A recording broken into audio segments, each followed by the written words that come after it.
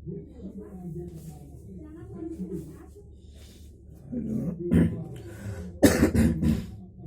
प्यारे बच्चों,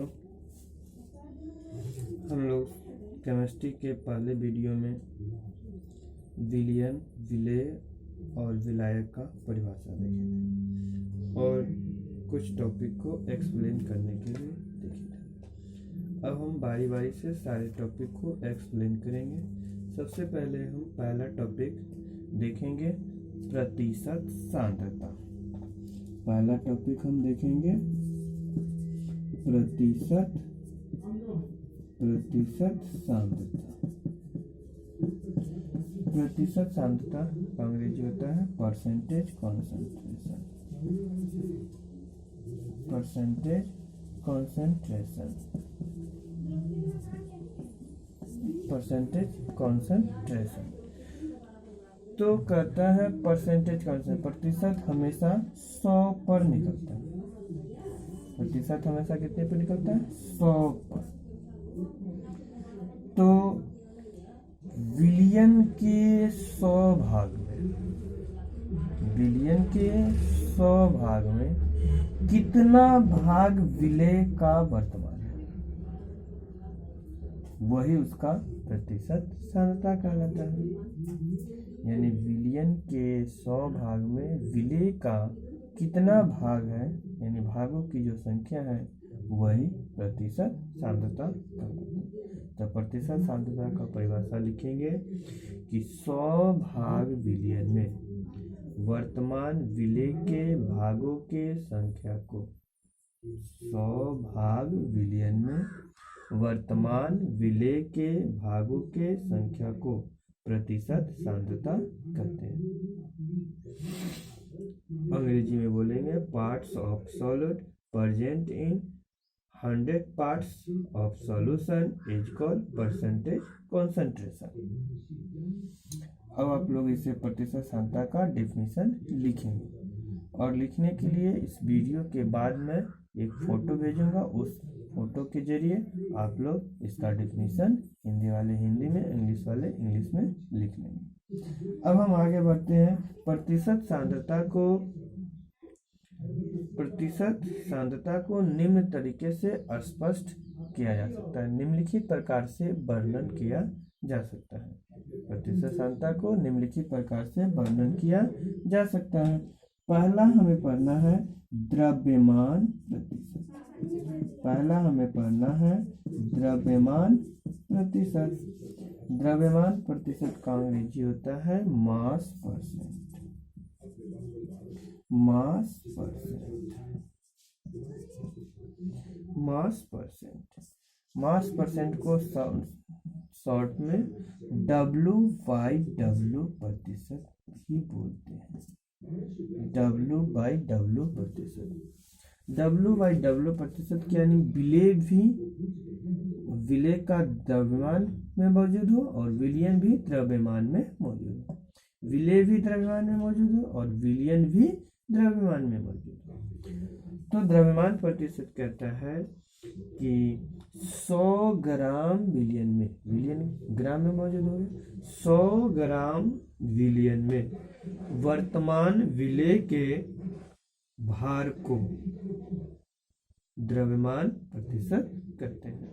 यानी 100 ग्राम विलियन में वर्तमान विलेय के भाग को या द्रव्यमान को द्रव्यमान प्रतिशत कहते हैं। इसे W/W प्रतिशत भी कहते हैं। द्रव्यमान प्रतिशत बराबर होता है विलेय का द्रव्यमान बटा विलियन का द्रव्यमान गुने 100। अब हम दूसरा टॉपिक बात करेंगे। इसका भी डिफिनेशन हम उस फोटो जो भेजेंगे उसमें से लिख लेंगे। अब हम दूसरा टॉपिक की बात करेंगे आयतन प्रतिशत। आयतन प्रतिशत। आयतन प्रतिशत का अंग्रेजी होता है volume percent. Volume percent, volume percent.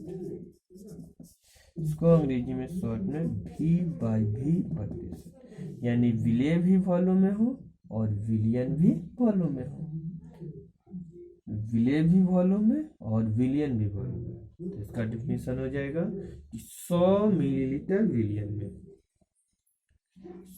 आयतन मिलीलीटर में होता है, तो 100 मिलीलीटर विलियन में वर्तमान विलेय के आयतनों को आयतन प्रतिशत कहते हैं। यानी 100 मिलीलीटर विलियन में कितना मिलीलीटर विलेय वर्तमान है, 100 मिलीलीटर विलियन में कितना मिलीलीटर विलेय वर्तमान है, इसे ही हम आयतन प्रतिशत कहते हैं। आयतन प्रतिशत बराबर होता है विलेय का आयतन बटा विलियन का आयतन गुने 100। और इसका भी डिफिनेशन हम लोग फोटो भेजे हैं, उसमें से पहले लिख लेंगे। तीसरा हमें पढ़ना है द्रव्यमान आयतन प्रतिशत। तीसरा पढ़ना है द्रव्यमान आयतन प्रतिशत। द्रव्यमान आयतन प्रतिशत अंग्रेजी में कहेंगे mass volume percent. Mass volume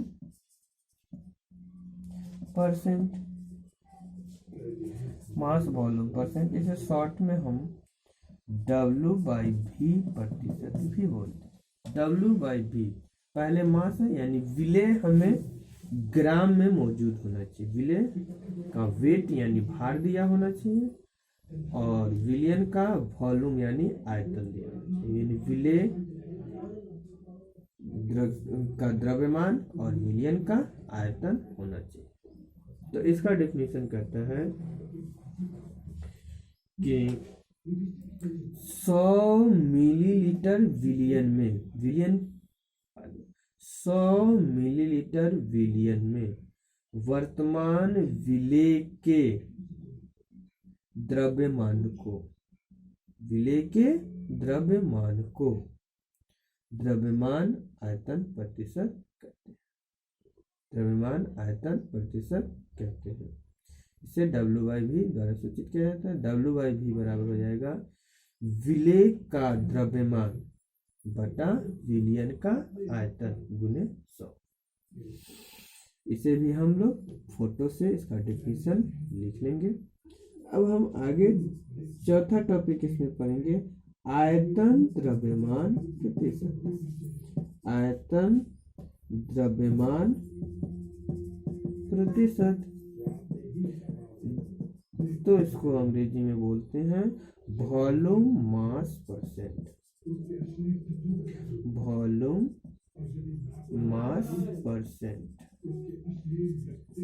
mass percent इसका हिंदी होता है, शॉर्ट में से बोलते हैं V/W प्रतिशत। V/W यानी देखिए विलेय किस में होना चाहिए, आयतन में। विलेय किस में होना चाहिए, आयतन में, और विलियन किस में होना चाहिए, द्रव्यमान में। यानी विलेय मिलीलीटर में होना चाहिए और विलियन ग्राम में होना चाहिए। यानी विलेय हमेशा विलेय का आयतन दिया होगा और विलियन का द्रव्यमान दिया होगा। तो इसका डेफिनेशन क्या हो जाएगा कि 100 ग्राम विलियन में, देखिए विलियन का द्रव्यमान ग्राम में, 100 ग्राम विलियन में वर्तमान विलेय के आयतन को आयतन प्रतिशत कहते हैं। इसे V/W द्वारा सूचित किया जाता है। अब आयतन द्रव्यमान प्रतिशत बराबर हो जाएगा विलेय का आयतन बटा विलियन का द्रव्यमान गुने 100। इसका भी डेफिनेशन हम लोग फोटो से लिख लेंगे। अंग्रेजी वाले अंग्रेजी में, हिंदी वाले हिंदी में। मैं पहले आप लोग वीडियो देख लीजिएगा एक बार, पुनः फिर फोटो से उसे नोट कर लीजिएगा। नोट करने के बाद पुनः आप लोग वीडियो देख लीजिएगा, तो आपको अच्छी तरह से समझ में आ जाएगा। अब हम दूसरा टॉपिक चर्चा किए थे, पीपीएम। पीपीएम का मतलब होता है पार्ट्स पर मिलियन। पार्ट्स पर मिलियन। पार्ट्स पर मिलियन। तो यानी इसमें जो विलय के कण होते हैं वह मिलियन में वर्तमान होते हैं। मिलियन, जैसे संख्या, भारतीय संख्या पद्धति, अंतर्राष्ट्रीय संख्या पद्धति। तो भारतीय संख्या पद्धति में आप देख सकते हैं इकाई, दहाई, सैकड़ा, हजार, 10,000, लाख, 10 लाख, करोड़, 10 करोड़, इस तरह से पढ़ते हैं। जबकि अंतर्राष्ट्रीय संख्या पद्धति में क्या होता है, इकाई, दहाई, सैकड़ा, हजार, 10,000, 100,000, million, 10 million, 100 million, billion, 10 million, 100 billion. तो ये मिलियन है अंतर्राष्ट्रीय संख्या पद्धति, मिलियन। तो जब विलय के कण मिलियन में वर्तमान होता है तब उसे ही हम पीपीएम कहते हैं। तब उसे हम क्या कहते हैं, पीपीएम कहते हैं। परिभाषा के तौर पर हम कहते हैं कि विलय के कण मिलियन में वर्तमान हो, अर्थात विलियन के 10 के पावर 6 कणों को पीपीएम कहते हैं। विलियन के 10 के पावर 6 कणों को हम क्या कहते हैं, पीपीएम कहते हैं। पीपीएम बराबर होता है विलय का द्रव्यमान ग्राम में बटा विलियन का द्रव्यमान ग्राम में गुने 6। ये हमारा पीपीएम है। तो पीपीएम बराबर फॉर्मूला क्या हो गया, पीपीएम बराबर हो गया विलय का द्रव्यमान, विलय का द्रव्यमान, द्रव्यमान किस में होना चाहिए, ग्राम में, बटा विलियन का द्रव्यमान, विलियन का द्रव्यमान, ये भी किस में होना चाहिए, ग्राम में, गुने 10 के पावर 6। यानी विलय के कण किस में वर्तमान होना चाहिए, मिलियन में वर्तमान होना चाहिए। उसे ही हम क्या कहते हैं, पीपीएम कहते हैं। इसका भी डिफिनेशन और फॉर्मूला हम फोटो से लिख लेंगे। अब हम नेक्स्ट क्लास में, अगले क्लास में मूलांश के बारे में जानेंगे, मूलरता के बारे में जानेंगे, मूललता के बारे में जानेंगे और समानता के बारे में हम अगले वीडियो में देखेंगे। आज बस इतना ही। तो आप लोग पहले वीडियो देखिएगा, इसके बाद पुनः फोटो से उसे फेयर में लिख लीजिएगा, पुनः आप फिर वीडियो देखिएगा और फेयर से मिलाइएगा, तब आपको समझ में आएगा। फिर भी अगर कोई प्रॉब्लम हो तो आज रात तक आप लोग कमेंट कर सकते हैं और उसका जवाब मैं कल दे दूँगा। धन्यवाद।